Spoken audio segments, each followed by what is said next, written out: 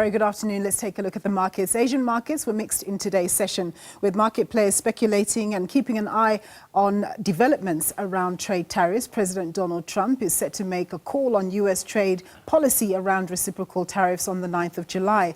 The Nikkei share average declined by 0.56%. The Hang Seng Index rose by 0.62%, while the Shanghai Composite Index closed flattish, down 0.09%.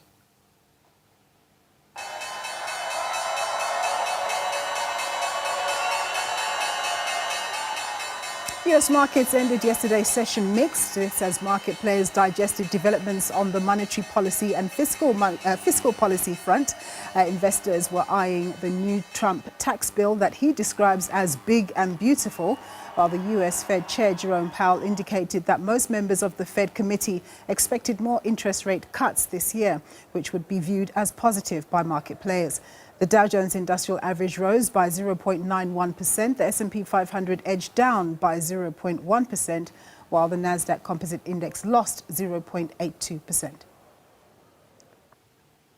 Looking at local indicators, the all-share index is currently down 0.3% at 96,567 index points. On the currency front, we see that the rand is trading at 17.69 against the US dollar, 20.80 against the euro, and 24.21 vis-a-vis the British pound.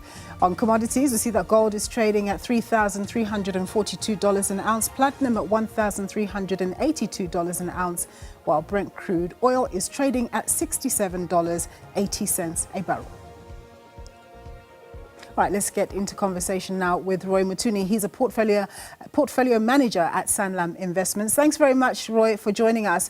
So why have global markets seemingly taken a downward turn today? Is it all to do with the unpredictability of the Trump administration and the kind of call that he's likely to make on the reciprocal tariffs? And also, as well, we heard about the passing of that big, beautiful tax bill. To what extent does that affect the rest of us? Yeah, thanks for having me. So it's actually a little bit of a contradiction. It seems to me on the one side, the market participants are looking at the jobs data that came out yesterday and figure that the likelihood of an interest rate cut is pretty low when you have the employment market as strong as it is in the US. But on the other hand, this big, beautiful bill is going to step up government spending over the medium term, which should actually be positive for growth and for markets. So I think what you're in right now is a situation where market participants are unsure which is the bigger influence as it stands right now, and that's why we're a little bit moving. We're a little bit halfway there. Yeah. Clearly, the tariffs.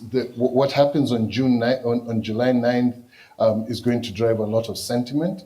But as we've learned, I think take nothing off the table. Yeah, absolutely. And what do you know, if anything, about where South Africa stands? I mean, have we been able to negotiate a position with the United States, because we're also affected?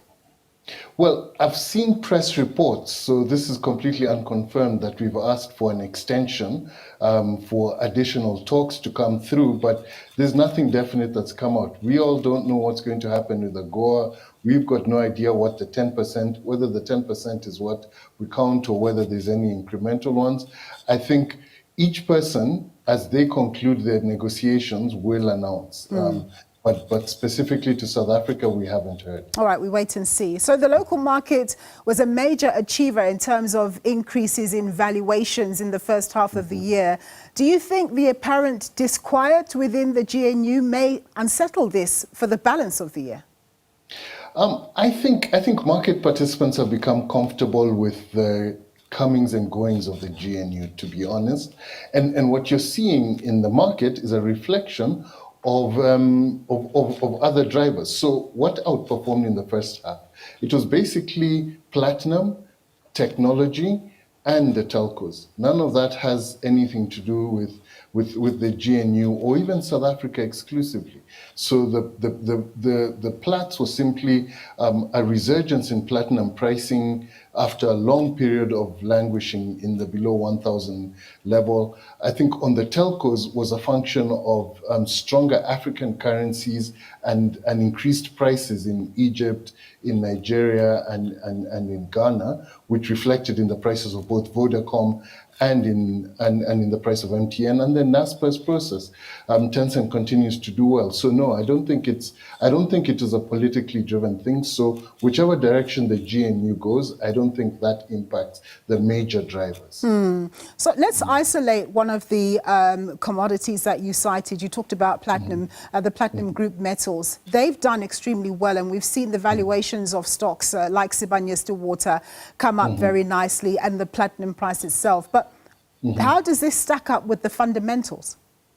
Well, the thing is, remember, the price of platinum was below 1,000 for a long time, and it started going up. Remember, there's been no incremental supply into the market. There's been no incremental mines being constructed. And when you look out even over 5 to 10 year period, there's nothing massive that is planned. So clearly we're capacity constrained from a volume perspective, and demand is beginning to recover. Clearly, what's going to drive this demand is going to be just how much ICE vehicles continue to be manufactured.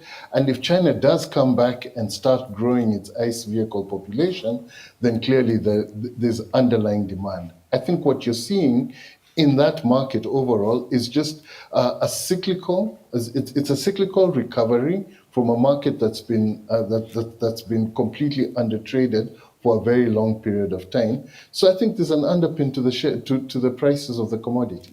Excellent. Thank you so much, Roy, for your time as always and your insights. That was Roy Mutuni. He's a portfolio manager at Sanlam Investments.